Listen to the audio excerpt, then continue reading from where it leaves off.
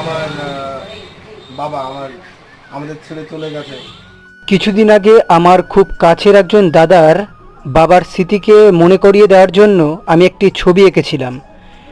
সেটি আজ আমি তাকে ডেলিভারি দিতে এলাম।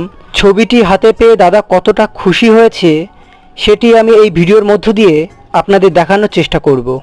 আমার বাবা আমাদের ছেড়ে চলে গেছে।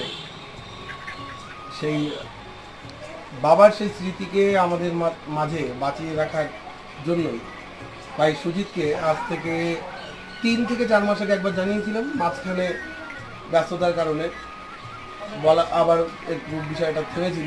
পরে আমি ওকে আর একবার একটু জোর দিয়ে বললাম যে আমাকে এই কাজটা করে দিতে হবে। এবং তারপর বাবারই ছবি, যে ছবিটা সেই সময়ের কাজ, বিশেষ করে 1988 কিংবা 85 এই টাইমে